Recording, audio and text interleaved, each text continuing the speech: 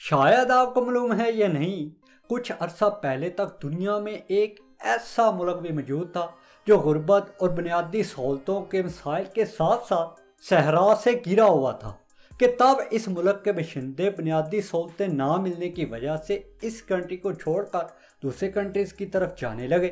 مگر آج وہی country G D P per capita میں 4 نمبر کا ریچسٹ کنٹری ہے، جہاں 2022 کا دنیا کا مہنگا ترین فیفا ورلڈ کپ ہوا۔ اس ویڈیو میں آج میں آپ کو دنیا کے اسی اتو سے چھوٹے سے ملک قطر کے بارے میں بتانے جا رہا ہوں، جس کی آبادی تقریباً 29 سے 30 لاکھ اور رقبہ صرف 12,000 اسکوائر کلومیٹر ہے، جو کہ امریکی شہر کیلیفورنیا سے بھی چھوٹا بنتا ہے۔ History time. اگر قطر کی ہسٹری کو دیکھیں تو 1914 میں جب پہلی عالمی جنگ ہوئی تھی تو بہت سے مالک اس وقت بیک فوٹ پر گئے اور لاکھوں جانیں ضائع ہوئی۔ اس وقت قطر ان ممالک میں سے ایک تھا جو اپنی بنیادی ضروریات کے لیے جدوجہد کر رہے تھے، پر قطر کے پاس اپنی ملٹری پاور تو نہ تھی جو کہ اپنے لوگوں کو محفوظ کر سکتے۔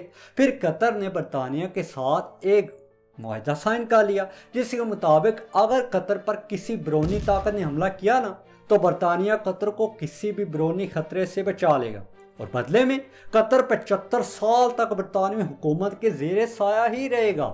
تب قطر کی معیشت کا انحصار پوری طرح سے مچھلیاں پکڑنے اور سی پز پر ہوتا تھا۔ پھر وقت گزرتا گیا اور 1939 میں پہلی بار تیل کے ذخائر دریافت ہو گئے، لیکن یہ ذخائر بھی قطر کی قسمت تو نہ بدل سکے، کیونکہ اس وقت ایک طرف سیکنڈ ورلڈ وار تھی اور دوسری طرف دنیا میں تیل کا استعمال بھی کم تھا۔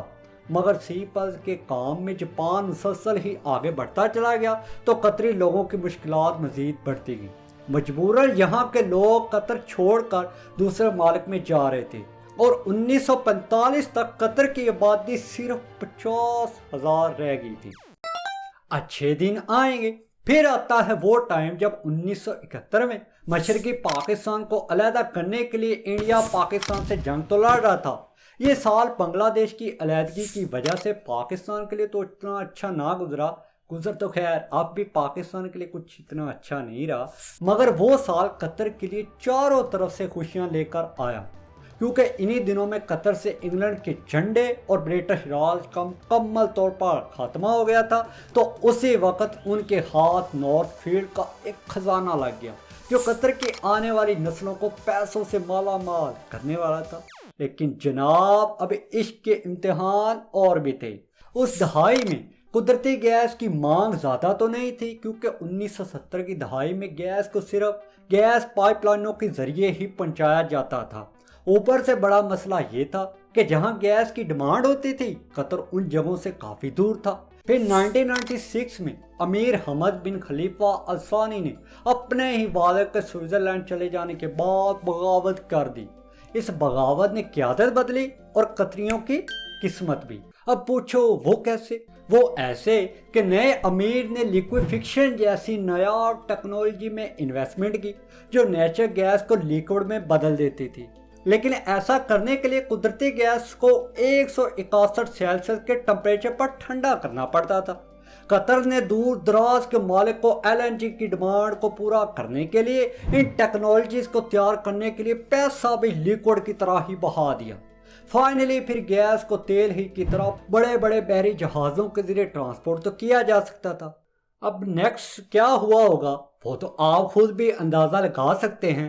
یوں کرتے کرتے جاپان، جنوبی کوریا اور چین جیسی ایشیائی اکانومی کو لیکوڈ نیچرل گیس برآمد کرنے والا قطر سب سے بڑا ملک بن گیا، جس نے قطر کو مشرق وسطیٰ کی سب سے خوشحال اکانومیز میں سے ایک بنا دیا تھا، کیونکہ گیس نکالنے اور لیکوڈ بنانے کے حوالے سے قطر دنیا کے کسی بھی ملک کے مقابلے میں سب سے سستا پڑتا ہے، اس لیے وہ کم قیمتوں پر بھی زیادہ ہی منافع کما لیتے ہیں۔ لیکن تیل اور گیس کے بڑے ذخائر کا ہونا اس بات کی ضمانت نہیں دیتا کہ اکانومی سٹرونگ ہوگی۔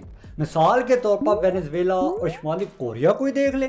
زیادہ تر تیل سے مالا مال اکانومیز اپنی معیشت کی تعمیر کے لیے بعد میں بچت کرنے کے بجائے پیسہ بہانا شروع کر دیتے ہیں، لیکن قطر کو معلوم تھا کہ تیل کی آمدنی انتہائی غیر مستحکم ہے، اس لیے اس نے تیل کی آمدنی سے حاصل ہونے والی رقم کو بچانا شروع کر دیا اور اس رقم کو نہ صرف اپنے ملک میں نئے منصوبوں پر خرچ کیا بلکہ ساری دنیا میں بھی انویسٹ کر دیا۔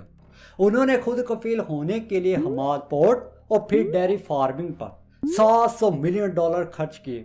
قطر اسی پر نہیں رکا، اپنی معیشت کو مضبوط بنانے اور لانگ ٹرم میں تیل پر انحصار کو کم کرنے کے لیے تیل سے آنے والی انکم کو دنیا میں انویسٹ کرتا چلا گیا۔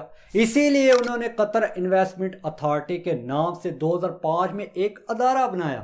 اس ادارے نے یہ اکھاڑا کہ 2022 تک بین الاقوامی سطح پر ریئل اسٹیٹ اور پبلک کمپنیوں میں $360 بلین کی انویسٹمنٹ کر چکے ہیں۔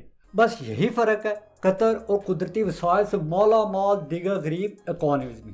جیسے جیسے قطر کی معیشت امیر ہوتی جا رہی ہے اور سائز میں بڑھتی جا رہی ہے، قطر کا عالمی اثر رسوخ بھی بڑھتا جا رہا ہے اور یہ مشرق وسطیٰ کے ساتھ ساتھ کئی معیشتوں جیسا کہ سعودی عرب اور متحدہ عرب امارات کے لیے تشویش کا باعث ہے۔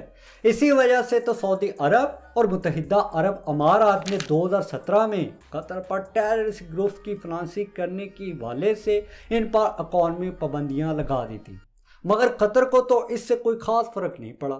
قطر کی اکانومی اب اتنی سٹرونگ ہو چکی ہے کہ وہاں کی medical facility free, education free, نہ صرف ایجوکیشن بلکہ house support, tax free income, utility bills پر سبسڈی اور نیولی ویڈز کپلز کے لیے فائنینشیل سپورٹ جیسی بنیادی ضروریات بھی عام لوگوں کے لیے موجود ہیں۔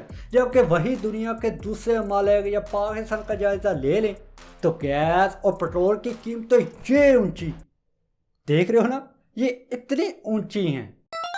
فیفا ورلڈ کپ، پتہ نہیں قطر کی یہ بات اچھی ہے یا بری، پر جس بھی چیز کے پیچھے وہ پڑ جاتے ہیں نا، اس میں پیسہ پانی کی طرح بہنا لگ جاتا ہے، جس کی فریش اگزامپل ہے فیفا ورلڈ کپ۔ اس ٹورنامنٹ پر $10-20 ملین نہیں بلکہ پورے $200 بلین سے بھی زیادہ کی رقم خرچ کی گئی، جو اب تک کا سب سے مہنگا فٹ بال ورلڈ کپ اور مڈل ایسٹ کا واحد ہوسٹ کنٹری بھی بن چکا ہے۔ قطر کو چاہے اس ورلڈ کپ پر لگایا ہوا پیسہ واپس ملے یا نہ ملے، مگر قطر کی سیاحت اور انویسٹمنٹ میں اس نے آنے والے وقت میں اس سے بہت ہی زیادہ فائدہ اٹھا لینا ہے۔ اب یہاں پر مجھے اجازت دیجیے، ایسے ہی انٹرسٹنگ ویڈیوز دیکھنے کے لیے چینل کو سبسکرائب کر لیجیے گا۔ دیکھتے رہتے ہیں، کو ملتے ہیں ایک نئی ویڈیو میں۔ شکریہ۔ پاکستان۔